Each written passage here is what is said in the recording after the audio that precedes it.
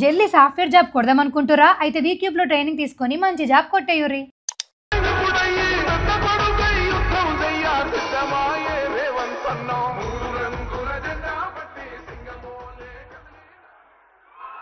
జై కాంగ్రెస్ గట్టిగా జై కాంగ్రెస్. ధన్యవాదాలు మిత్రులారా. కొత్త రేషన్ కార్డుల పంపిణీ కార్యక్రమాన్ని తుంగతుర్తి శాసనసభ నియోజకవర్గంలో ఏర్పాటు చేసి సభాధ్యక్షత వహించిన మీ అభిమాన నాయకుడు స్థానిక శాసనసభ్యులు మందుల సామెల్ గారికి,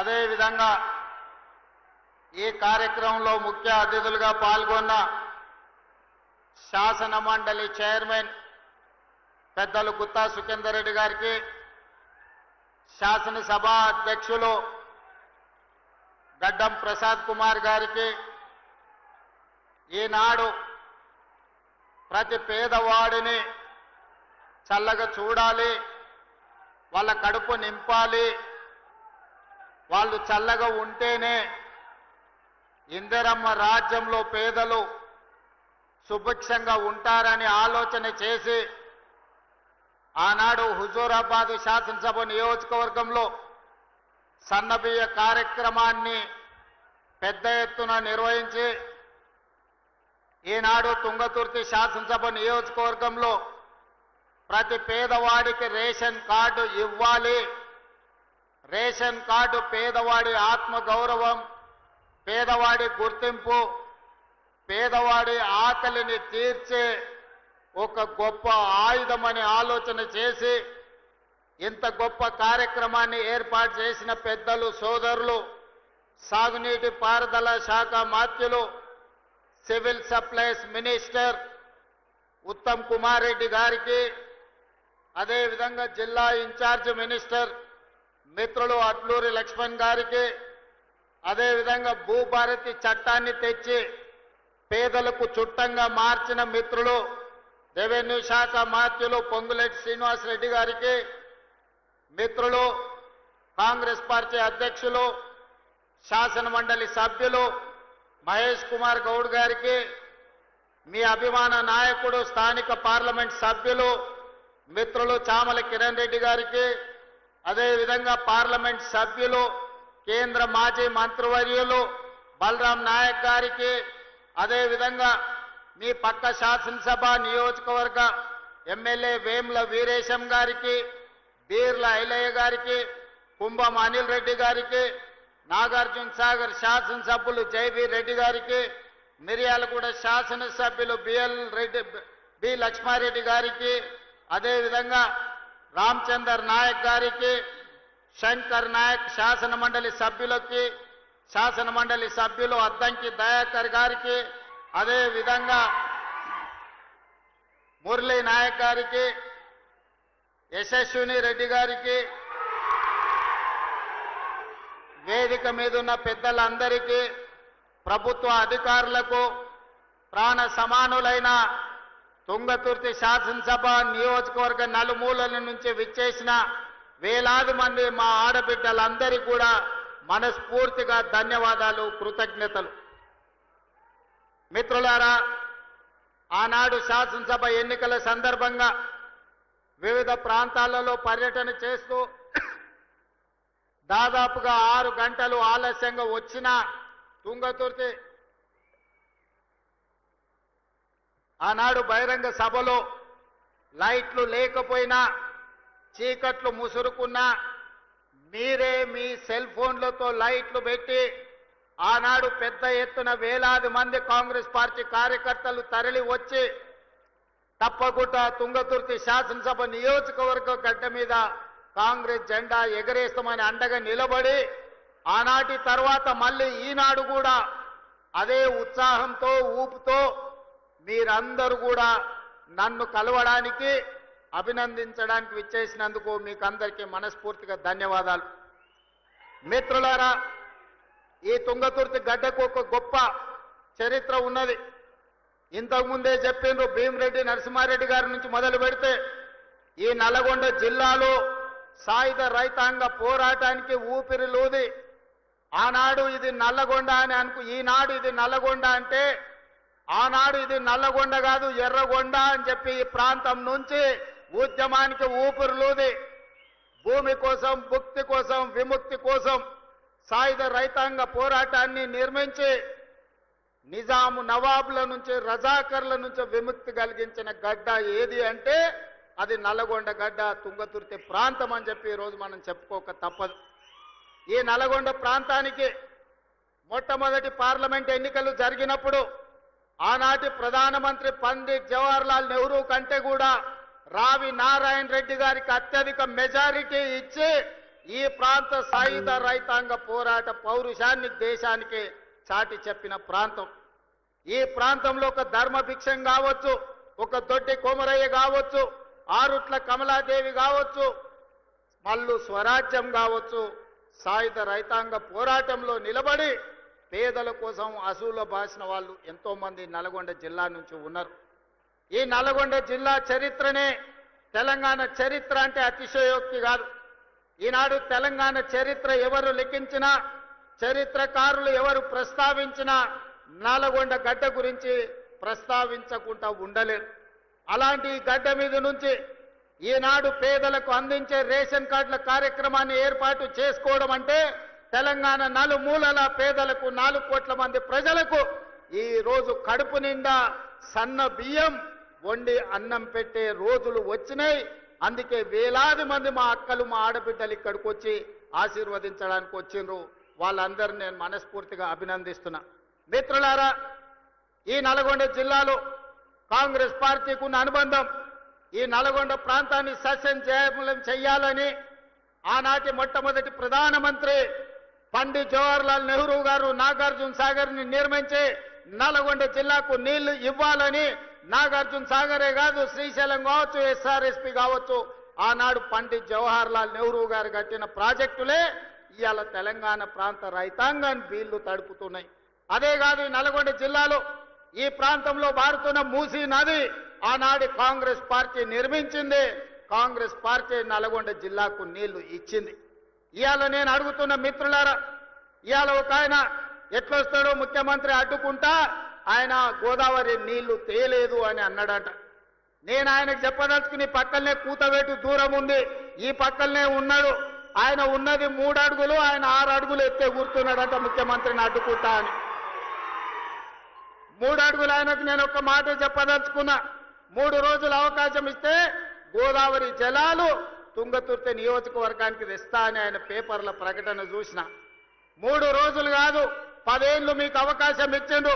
ఎందుకు దేవాదుల నుంచి తుంగతుర్తికి నీళ్లు తీసుకురావలేదు? గోదావరి జలాలతోని ఈ ప్రాంత భూములను ఎందుకు తడపలేదు అని నేను అడుగుతున్నా. అందుకే ఆయనకు చెప్పదలుచుకున్నా, అయ్యా గ్లాసులో సోడా పోసినట్టు కాదు గోదావరి జలాలు తుంగతుర్తికి తేవడం అంటే. నీకు తెలిసిన విద్య ఒక్కటే, దొరగారి ముందల చేతులు కట్టుకొని గ్లాసులో సోడా పోయడమే, కానీ నీకు తెలిసిన విద్య అంతకంటే లేదు. నీ ఊరు మండలం చేసుకున్నావు, మండల ఆఫీస్ అన్న తెచ్చుకున్నావా? ఎంఆర్ఓ ఆఫీస్ అన్న తెచ్చుకున్నావా? పోలీస్ స్టేషన్ అన్న తెచ్చుకున్నావా? 10 ఏళ్ళు మంత్రిగా ఉండి నీ నాయకుడు ముఖ్యమంత్రిగా ఉంటే నీ సొంత మండలానికి ఒక ఎంఆర్ఓ ఆఫీస్, ఎంపీడీఓ ఆఫీస్, ఒక పోలీస్ స్టేషన్ తెచ్చుకోలేని సన్నాసివి ఇవాళ మా మందుల సామెలు తీసుకొస్తే సిగ్గుతో తల ఉంచుకోవాల్సింది పోయి ముఖ్యమంత్రిని ప్రభుత్వ కార్యక్రమాన్ని అడ్డుకుంటానని ఆయన ప్రగల్భాలు పలుకుతుండు.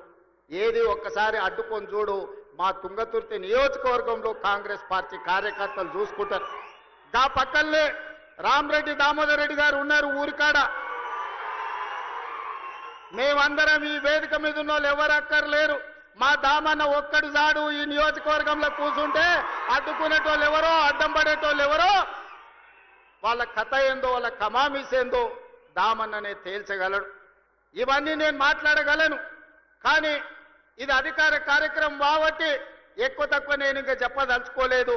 విషయం నీకు అర్థమైతే అర్థమైనట్టే అని నేను ఈ వేదిక మీద నుంచి వారికి సూచన చేస్తున్నా. అందుకే మిత్రులారా, ఇవాళ తెలంగాణ రాష్ట్రంలో మీరు ఆలోచన చేయండి. 10 సంవత్సరాలు పరిపాలన చేసిండ్రు. ఏనాడైనా పేదవాడికి రేషన్ కార్డు ఇవ్వాలన్న ఆలోచన వచ్చిందా? పేదవాడికి సన్న బియ్యంతో బుక్కెడు బువ్వ పెట్టాలన్న ఆలోచన ఎప్పుడైనా చేసిండ్రా? ఇవాళ 10 ఏళ్లలో మీరు ఇవ్వని రేషన్ కార్డు, లక్షల కొద్ది రేషన్ కార్డు మేము ఇస్తున్నాం. కోట్ల మందికి 3,10,00,000 మందికి ఇవాళ సన్న బియ్యం ఇస్తే రేషన్ షాపుల దగ్గర పెద్ద పెద్ద బార్లు తీరిన లైన్లు ఉంటే ఇవాళ ఆయన అంటున్నాడు రేషన్ షాపుల కాడ బార్లు తీరినరని. మీరు గ్రామాలలో రేషన్ షాపులు ఎన్నడూ తెరవలే, బెల్ట్ షాపులు మీరు తెరిచిండ్రు. 10 ఏళ్ల తర్వాత రేషన్ షాపులు తెరిచి సన్న బియ్యం ఇస్తుంటే ప్రతి పేదవాడు పెద్దవాడు రేషన్ షాపులో సన్న బియ్యం తీసుకోవాలని లైన్లో నిలబడి ఇవాళ లక్షలాది మంది కోట్లాది మంది సన్న బియ్యం తీసుకొని బుక్కెడు బువ్వ తింటుంటే మీ కళ్ళల్లో నిప్పులు పోసుకుంటున్నారు. ఇది మీకు భావ్యమా అని నేను అడుగుతున్న వాళ్ళని. అందుకే ఇవాళ మిత్రులారా, రేషన్ కార్డులు ఇవ్వాలన్నా ఇందిరమ్మ రాజ్యంలోనే, సన్న బియ్యం పెట్టాలన్నా ఇందిరమ్మ రాజ్యంలోనే, మీరు పండించిన వడ్లకు కనీస మద్దతు ధర ఇవ్వడమే కాదు 500 రూపాయల బోనస్ ఇవ్వాలన్నా ఇందిరమ్మ రాజ్యంలోనే సాధ్యం. మీరు బ్యాంకుల్లో తెచ్చుకున్న అప్పులు 2 లక్షల రూపాయల రుణమాఫీ, 25,55,968 మందికి 21,000 కోట్ల రూపాయలు 15 ఆగస్టు నాడు మీకు రుణ విముక్తులను చేసి ఏ విధంగా దేశ స్వతంత్రం పేదలకు వచ్చిందో, రుణ విముక్తి నుంచి బ్యాంకుల నుంచి స్వతంత్రం ఇప్పించి పేదలకు 21,000 కోట్ల రూపాయల రైతు రుణమాఫీ చేసిన ప్రభుత్వం ఇందిరమ్మ రాజ్యం అని నేను ఈ సందర్భంగా చెప్తున్నా. ఇదే కాదు, రైతు భరోసా ఇస్తలేరు. రైతు భరోసా రేవంత్ రెడ్డి ఎగ్గొడతాడు. రైతులను మోసం చేసిందని ఊరూరా వాళ్ళు ఒగల ఏడుపులు ఏడ్చిండ్రు. ఇంటింటికి పోయిరు, కడుపులో తలకాయ పెట్టిర్రు. కడుపులోనేమో సంతోషంగా ఉంది, ఎగ్గొడితే బాగుండు మా పండుగ వండు అని. కానీ ఆనాడు తుమ్మల నాగేశ్వరరావు గారిని, బట్టి విక్రమార్క గారిని, మంత్రివర్గ సభ్యులందరినీ పిలిచి పేదలకు రైతు భరోసా చెయ్యాలి, 9 రోజుల్లో 9,000 కోట్లు, 1,49,00,000 మంది రైతులకు ఈ రోజు మన 1,49,00,000 ఎకరాలకు 70 లక్షల మంది రైతులకు 9,000 కోట్లు రైతు భరోసా ఖాతాలో 9 రోజుల్లో వేసి రైతుల కళ్ళల్లో సంతోషం చూసినాం. వ్యవసాయం దండుగ కాదు, వ్యవసాయం పండుగ అని గిట్టుబాటు ధరతో పాటు బోనస్ ఇచ్చినాం. రైతు రుణమాఫీతో పాటు రైతు భరోసా కార్యక్రమాలను అమలు చేసినాం. మీరు పండించండి, మీరు పండించిన చివరి గింజ వరకు కొనుగోలు చేస్తాం, 500 రూపాయల బోనస్ ఇస్తామని చెబితే 1 సంవత్సరం తిరిగే లోపలనే 2,85,00,000 మెట్రిక్ టన్నుల వడ్లు పండించి భారతదేశంలోనే తెలంగాణ రాష్ట్రం నెంబర్ 1 గా నిలబడి ఈరోజు దేశమే తలెత్తుకునే విధంగా వరి ధాన్యాన్ని ఉత్పత్తి చేసిన రాష్ట్రం తెలంగాణ ఉన్నది అని అంటే ఈరోజు మన రైతుల యొక్క కృషి, కాంగ్రెస్ ప్రభుత్వం యొక్క ప్రయత్నం అని చెప్పి నేను ఈరోజు చెప్పదలుచుకున్న మిత్రులారా. అందుకే మిత్రులారా, ఈరోజు రైతులు సంతోషంగా ఉన్నప్పుడే, రైతును రాజును చేసినప్పుడే ఇందిరమ్మ ఆత్మ శాంతిస్తుంది. సోనియమ్మ ఇచ్చిన తెలంగాణ ఒక పండుగ జరుపుకుంటుంది. దానికోసమే మిత్రులారా, రైతులకు సంబంధించిన రైతు భరోసా కావచ్చు, రైతు రుణమాఫీ కావచ్చు, కనీస మద్దతు ధర కావచ్చు, సన్న బియ్యం కావచ్చు, రేషన్ కార్డు కావచ్చు. ఇవాళ ఆనాడు కొత్త కోడలు వస్తే రేషన్ కార్డులో పేరు ఉండేది కాదు, పక్క ఊరికి పోతే పేరు వచ్చేది కాదు. ఇవాళ అందుకే ఉత్తమ్ కుమార్ రెడ్డి గారు మేమందరం ఆలోచన చేసి దాదాపుగా 26 లక్షల మందికి ఇవాళ రేషన్ కార్డుల పేర్లు మార్చుకునే అవకాశం ఇచ్చినాం. 5,61,000 కార్డులతోని 17 లక్షల మందికి కొత్త రేషన్ కార్డులు ఇచ్చి 40 లక్షల పైగా ఈ రోజు తెలంగాణ బిడ్డలకు సన్న బియ్యం అందిస్తున్నాం. 3,10,00,000 మంది దాదాపుగా ఇవాళ సన్న బియ్యం తింటున్నారు అని అంటే కాంగ్రెస్ పార్టీ ఇందిరమ్మ రాజ్యంలో మనం తీసుకున్న నిర్ణయాలు. ఇవాళ ఇదే కాదు, రైతులే కాదు, మా ఆడబిడ్డలు, మా అక్కల ఆలోచన చేయాలి. ఆనాడు 10 ఏళ్లలో ఎట్లుండే పరిస్థితి, ఎన్నడన్నా మీరు ఎట్లున్నారని ఎవరన్నా అడిగినరా? అక్క ఓట్లు వచ్చినాడు, మీ ఓట్ల కోసమే వచ్చిండ్రు తప్ప మళ్ళీ ఎన్నడన్నా మీరు ఎక్కడున్నారు ఎట్లున్నారని ఎవరన్నా అడిగినరా? కానీ ఇందిరమ్మ రాజ్యంలో స్వయం సహాయక సంఘాలు 67 లక్షల మంది ఆడబిడ్డల్ని తలుపు తట్టి, అక్క బాగున్నారా, పండుగ పూట మీకు ప్రతి ఆడబిడ్డకు 2 చీరలు ఇవ్వాలని ఈనాడు ప్రతి స్వయం సహాయక సంఘంలో ఉన్న ఆడబిడ్డలకు ప్రతి వాళ్లకు 2 చీరలు ఇవ్వాలని, అదే విధంగా 0 వడ్డీతోని 21,000 కోట్ల రూపాయలు ఇవాళ మీకు బ్యాంకుల్లో అప్పులు ఇప్పించి ఇవాళ ఆర్థికంగా నిలబెట్టిన రుణాలు ఇప్పించడమే కాదు, ఇవాళ ఆర్టీసీ బస్సుల్లో మీకు ఉచిత ప్రయాణం ఏర్పాటు చేస్తే ఒకనాడు అమ్మగారి ఇంటికి వెళ్ళాలన్నా, అమ్మవారిని దర్శించుకోవాలన్నా ఇంటి ఆయన దగ్గర చేయి ఆపే పరిస్థితి. ఇవాళ మా అక్కలు చెప్పాలి, ఆ ఇంటి ఆయన పని మీద బాయికాడిపోతే అక్క అమ్మగారి ఇంటికి పోయి అమ్మని చూసి మళ్ళీ ఇంటికి వచ్చేటట్టు ఉంది. చెయ్యి ఆపితే బస్సు ఆగుతుంది, ఇంటికాడ దించిపోతుంది. ఎవరైనా ఈడున్న మా అక్కల్ని అడుగుతున్నా, అక్క ఎవరైనా ₹1 అడుగుతురా మిమ్మల్ని బస్సులలో? ఏ బస్సు ఎక్కినా ఉచితంగా మిమ్మల్ని తీసుకెళ్తురు కదా. ఇది ఇందిరమ్మ రాజ్యంలోనే సాధ్యమైంది. స్వతంత్రం వచ్చినప్పటి నుంచి కానీ తెలంగాణ రాష్ట్రంలో కానీ ఉచితంగా బస్సు ప్రయాణం జరిగిందా ఎన్నడైనా మీరు ఆలోచన చేయండి. ఇవాళ ఈ 18 నెలల్లో 6,500 కోట్లు మా ఆడబిడ్డల కోసం ఉచిత బస్సు ప్రయాణానికి ఇవాళ మనం ఖర్చు పెట్టడం జరిగింది. మేము ఖర్చు అనుకుంటలేం, మా ఆడబిడ్డల ఆత్మ గౌరవం కోసం మేము ఇచ్చే ఆడబిడ్డ కానుక అని ఈ ప్రభుత్వం అనుకుంటున్నది. మీ సోదరుడుగా మీ రేవంత్ అన్న ఇది ఆడబిడ్డకు కానుకగా, మీ అన్నగా మీ తమ్ముడుగా మీకోసం పెడుతున్న పెట్టుబడి అని నేను ఈరోజు అంటున్నా. అదేవిధంగా ఇవాళ ఉచితంగా ఆర్టీసీ బస్సులో ప్రయాణం చేయడమే కాదు, ఈ ఆర్టీసీ బస్సులకే యజమానులను చెయ్యాలని ఆడబిడ్డలకు 600 బస్సులు కొనిచ్చి ఆర్టీసీకి కిరాయికి పెట్టి ఇవాళ 600 బస్సులు 1000 బస్సుల వరకు పెంచాలి. ఆడబిడ్డలకు 1000 బస్సులు కొనిచ్చి వాళ్ళ బస్సులే ఆర్టీసీకి కిరాయికి నడిపేటట్టు చేసి ఆర్టీసీ బస్సుల యజమానులను ఇవాళ కాంగ్రెస్ పార్టీ ఆడబిడ్డలకు చేసింది. ఇదే కాదు, 200 యూనిట్లు ఉచితంగా మీ ఇంటి కరెంట్ ఇవ్వడమే కాదు, విద్యుత్ ఉత్పత్తి చేసే మీకు సోలార్ పవర్ ప్లాంట్స్ మీకు ఇచ్చి, ఒకనాడు సోలారు విద్యుత్ ఉత్పత్తి అంటే అదాని అంబానీలే చేసుకునేటోళ్ళు, కానీ ఇవాళ మా ఆడబిడ్డలు సోలారు విద్యుత్ ఉత్పత్తి చేస్తున్నారు. 1000 మెగావాట్ల సోలారు విద్యుత్తు చేసే ప్లాంట్లు మా ఆడబిడ్డలకిచ్చి విద్యుత్ శాఖతో ఒప్పందం చేసి ఇవాళ కోటీశ్వరులను మా ఆడబిడ్డలను చేసే పరిస్థితి ఇవాళ తెలంగాణ రాష్ట్రంలోనే వచ్చింది.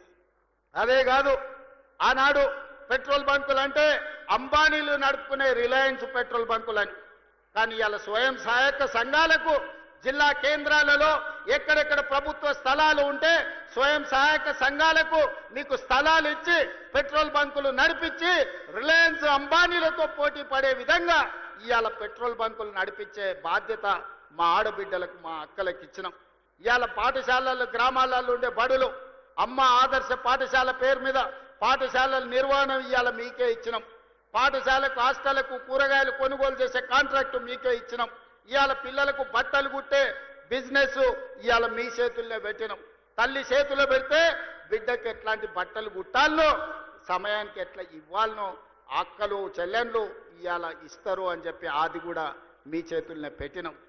ఇవాళ పిల్లల అటెండెన్స్ పంతుళ్ళు తీసుకుంటే పంతుళ్ళ అటెండెన్స్ మా అక్కలు తీసుకునేటట్టు గ్రామాలలో తండాలలో గూడాలలో మారుమూల పల్లెల్లో ప్రభుత్వ పాఠశాలల్లో మంచి చదువు చెప్పించాలి. పేదల పిల్లలు డాక్టర్లు లాయర్లు ఇంజనీర్లు కావాలి, ఐఏఎస్లు ఐపీఎస్లు అయి రాజ్యాలు ఏలాలి అని ఇవాళ ప్రభుత్వ పాఠశాలల్లో మంచి చదువులు అప్పజెప్పే కార్యక్రమాన్ని మా ఆడబిడ్డల చేతిలో పెట్టినాం. ఇవాళ మీ చదువుకున్న పిల్లలు ముఖ్యంగా నల్గొండ జిల్లా ఉస్మానియా యూనివర్సిటీ కేంద్రంగా ఏ ఎస్ఐ మా మహబూబ్ నగర్ జిల్లాలో ఎవరిని గదులు ఇచ్చినా ఏం పేరయ్యా ఏ ఊరయ్యా అంటే ఎవరైనా నల్గొండ జిల్లా అని చెప్తారు. ఇవాళ ఎస్ఐలు కానిస్టేబుల్ ఇవాళ డిఎస్పీలు అంటే నల్గొండ జిల్లా కేంద్రం. ప్రభుత్వ ఉద్యోగ ఖాళీలు భర్తీ చేయక పెండింగ్ పెడితే 10 సంవత్సరాలు దిల్సుఖ్ నగర్ చౌరస్తాల్లో అశోక్ నగర్ చౌరస్తాల్లో అమీర్పేట చౌరస్తాల్లో ఏండ్ల కొద్ది కోచింగ్ సెంటర్ల చుట్టూ తిరుగుతుంటే నిరుద్యోగ యువకులకు సంవత్సరం తిరిగే లోపల 60,000 ప్రభుత్వ ఉద్యోగ నియామక పత్రాలు ఎల్పీ స్టేడియంలో అందించి దేశంలోనే రికార్డు సృష్టించిన ప్రభుత్వం కాంగ్రెస్ ప్రభుత్వం, ప్రజా ప్రభుత్వం. ఇవాళ ఈ వేదిక మీద నుంచి నేను మాటిస్తున్నా, 2.5 సంవత్సరాలు ఈ ప్రభుత్వం పూర్తి చేసుకునే లోపల 1,00,000 ప్రభుత్వ ఉద్యోగాలు ఇచ్చి 1,00,000 మంది నిరుద్యోగ యువకులను ఉద్యోగాలు కల్పించి వాళ్ళ కుటుంబం ఆత్మ గౌరవంతో బ్రతికే విధంగా ఉజ్వల భవిష్యత్తు అందించే విధంగా ఈ ప్రభుత్వం చర్యలు చేపడుతుందని చెప్పి నేను ఈ సందర్భంగా తెలియజేస్తున్న మిత్రులారా ఇవాళ ఆలోచన చేయండి. 10 ఏళ్ళు వాళ్ళ చేతుల్లోనే ఉన్నది. 20 లక్షల కోట్లు చంద్రశేఖరరావు చేతికి వచ్చినాయి. 1 లక్ష కోట్లు పెట్టి కట్టిన కాళేశ్వరం ఇవాళ కూలేశ్వరం అయిపోయింది. కట్టింది కూలింది 3 ఏళ్లలోనే అయిపోయింది. వెనకటికెవడో బుద్ధిమంతుడంట పందిరేస్తే కుక్కతోక తలిగి కూలిపోయిందంట. చంద్రశేఖరరావు కట్టిన కాళేశ్వరం 3 ఏళ్లలో కూలేశ్వరం అయింది. నేను అడుగుతున్న ఇవాళ ఈడికి వచ్చిన వాళ్ళని ఇంజనీర్లను తెలంగాణ మేధావులను ఆలోచన చేయండి. 60-70 ఏళ్ల కింద మేము కట్టిన నాగార్జున సాగర్ ఎట్లుంది, మేము కట్టిన మూసీ నది ఎట్లుంది, మేము కట్టిన శ్రీశైలం ఎట్లుంది, మేము కట్టిన శ్రీరామ్ సాగర్ ఎట్లుంది, మేము కట్టిన కల్వకుర్తి ఎట్లుంది, భీమా ఎట్లుంది, నెట్టంపాడు ఎట్లుంది, కోయిల్ సాగర్ ఎట్లుంది, జూరాల ప్రాజెక్ట్ ఎట్లుంది. మాట్లాడదామా, చర్చ చేద్దామా? నాగార్జున సాగర్ కట్ట మీద మేం కట్టింది ఎట్లుందో మీరు కట్టిన మేడిగడ్డ సుందిల్ల అన్నారం పోదామా? ఆడనే కూలిన కూలేశ్వరం కాడ మిమ్మల్ని ఉరి తీసిన తప్పు లేదు. మీరు కట్టుడు 1 లక్ష కోట్లు మింగి తెలంగాణ ధనాన్ని దోసుకుని ఇవాళ 3 అడుగులైన ఆనాడు ఎట్లుండే ఈనాడు ఎట్లున్నాడో మీరు ఒక్కసారి ఆలోచన చెయ్యండి. ఆనాడు గంజి కష్టం ఉన్న 3 అడుగులైన ఇవాళ బెంజ్ కార్లలో తిరుగుతుండే ఎక్కడి నుంచి వచ్చినాయో మీరు ఒక్కసారి ఆలోచన చేయండి. ఇవాళ మీరు మమ్మల్ని పని చేయలేదంటారా? ఇవాళ తుంగతుర్తికి పెద్దలు ఉత్తమ్ కుమార్ రెడ్డి గారు చెప్పిండ్రు, దేవాదుల నుంచి ఇక్కడికి నీళ్లు తేవాలే ప్యాకేజ్ నెంబర్ 6 నుంచి అని ఈ వేదిక మీద నుంచి నేను మాట ఇస్తున్నా. తుంగతుర్తి శాసనసభ నియోజకవర్గానికి దేవాదుల ద్వారా గోదావరి జలాలను తరలించి మీ ప్రాంతాన్ని సస్యశ్యామలం చేసే వరకు మా ప్రభుత్వం విశ్రమించదు. మేము ఖచ్చితంగా పని చేసి చూపిస్తామని నేను ఈరోజు చెప్పదలుచుకున్నా. ధర్మారెడ్డి కాలువ కావచ్చు, పిలాయపల్లి కాలువ కావచ్చు, బునియాది కాలువ కావచ్చు, SLBC టన్నెల్ కావచ్చు, ఆనాడు మేము మొదలు పెడితే నువ్వు పూర్తి చేయలేకపోయినావు. ఏట్లో రాయి తీయ కూట్లో రాయి తీయలేనోడంట ఏట్లో మునిగి పెద్ద బండరాయి తీస్తాడంట. ఈ మునగాడంట గోదావరి జలాలు తుంగతుర్తికి తెస్తాడంట. 10 ఏళ్ళు మన గడ్డి వీకినవా? ఫామ్ హౌస్ల దొర దగ్గర గాడిద పనిచేసినవా అని నేను అడుగుతున్నా. 10 ఏళ్ళలో ఒక్కరోజైనా ఆలోచన చేసినవా? తులసి వనంలో గంజాయి మొక్కలాక ఆడొక్కడి గెలిచి ఏకలింగం ఏందేందో మాట్లాడుతున్నాడు. ఆ కాంగ్రెస్ పార్టీ కార్యకర్తలారా మీరే చూసుకోండి. ఆ ఏకలింగంను ఇవాళ ఈ నల్గొండ జిల్లా తులసి వనంలో ఒక గంజాయి మొక్క మొలిసింది. పక్కనే వచ్చేసారి కూకటి వేళ్లతో నా గంజాయి మొక్కను బీకే బాధ్యత మీదే అని చెప్పి నేను ఈ సందర్భంగా తెలియజేస్తున్నా. మిత్రులారా, తుంగతుర్తి కాంగ్రెస్ పార్టీ కార్యకర్తల గురించి ఎంత చెప్పినా తక్కువే.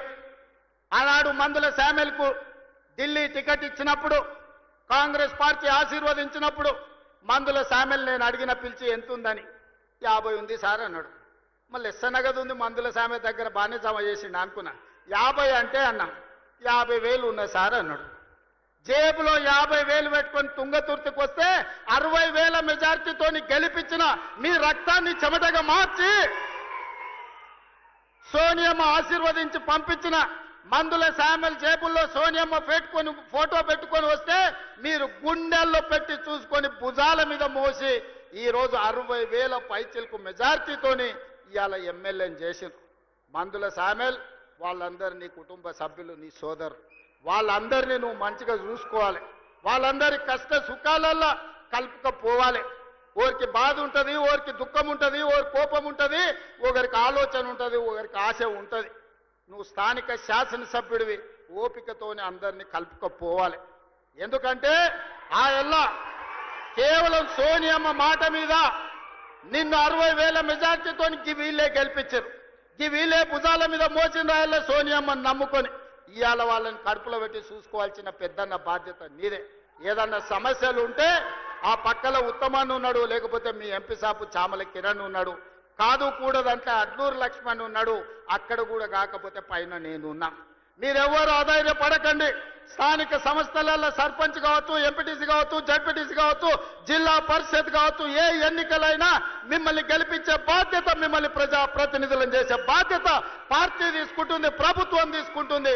మందుల శామ్యుల్ని గెలిపించిన బాధ్యత మీరు తీసుకున్నారు, మిమ్మల్ని గెలిపించే బాధ్యత పార్టీ తీసుకుంటుంది.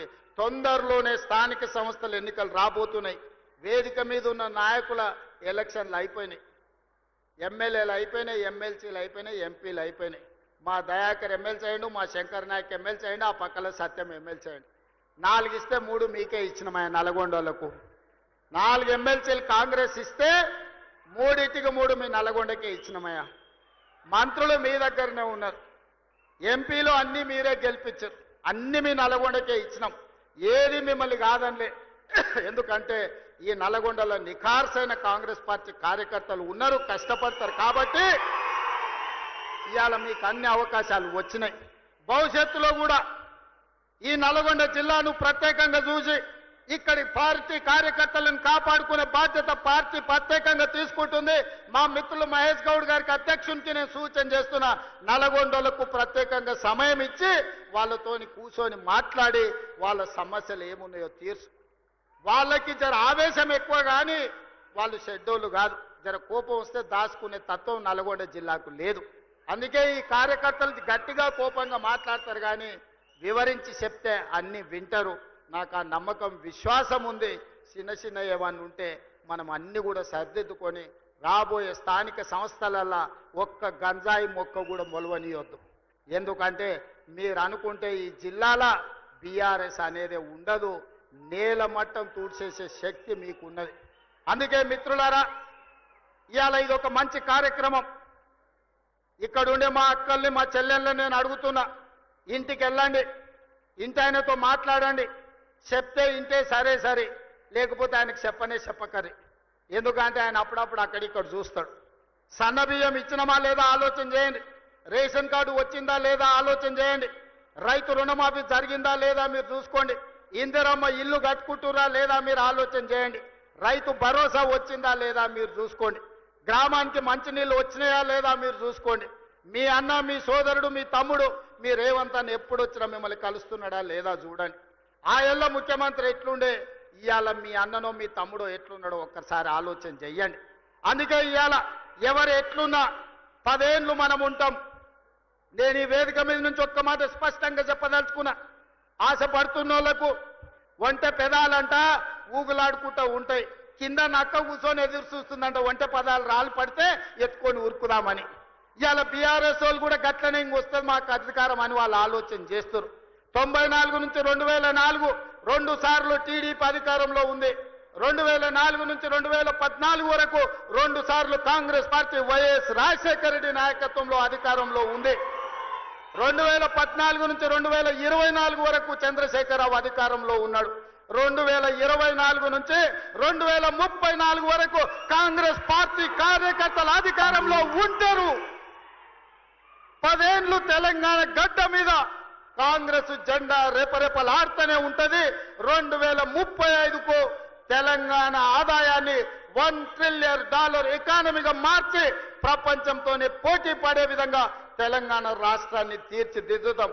శాతనైతే మామొస్తాడో, అల్లుడొస్తాడో, బామార్దొస్తాడో, బిడ్డొస్తాడో, మొత్తం కట్టగట్టుకొని జాతంత వస్తుందో రాపో బిడ్డ మా కాంగ్రెస్ పార్టీ కార్యకర్తలు చూసుకుంటారు. మీరందరూ ఒక పక్కన నిలబడండి, మా కాంగ్రెస్ పార్టీ కార్యకర్తలు ఇంకొక పక్కన నిలబడతారు.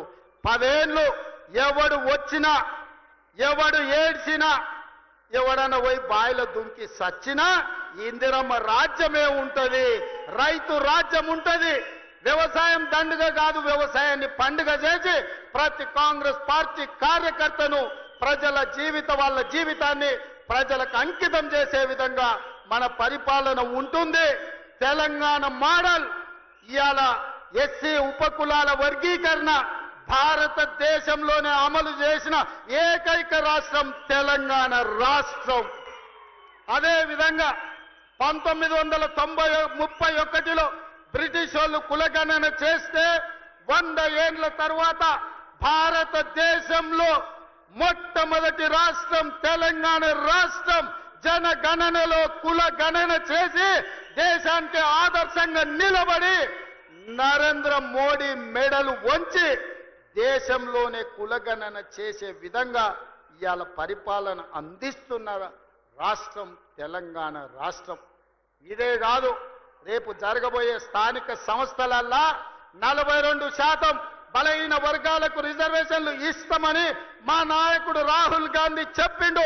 అక్కడి సూర్యుడు ఇక్కడ ఉదయించిన 42% స్థానిక సంస్థల వార్డు మెంబర్లు, సర్పంచులు, ఎంపీటీసీలు, జడ్పీటీసీలు, జిల్లా పరిషత్తులు, మున్సిపాలిటీలలో 42% రిజర్వేషన్లు అమలు చేసే విధంగా మన పరిపాలన కొనసాగుతుంది. పాలితులుగా ఉన్న వాళ్ళను పాలకులుగా చేసే వాళ్ళను ఇవాళ మనము చేస్తాము. ఆనాడు దండం దొర అన్నోళ్ళనే ఇవాళ రాజ్యం నడిపే విధంగా వాళ్ళ చేతిలో అధికారాన్ని, రాజ్యాధికారాన్ని పెట్టడానికి ఇవాళ మన ప్రభుత్వం, మన పార్టీ ప్రయత్నం చేస్తుంది. ఈ ప్రయాణం 10 సంవత్సరాలు ఆగకుండా సాగాల్సిందే. మీ ఆశీర్వాదం ఉండాల్సిందే. నాకు సంపూర్ణమైన నమ్మకం వచ్చింది.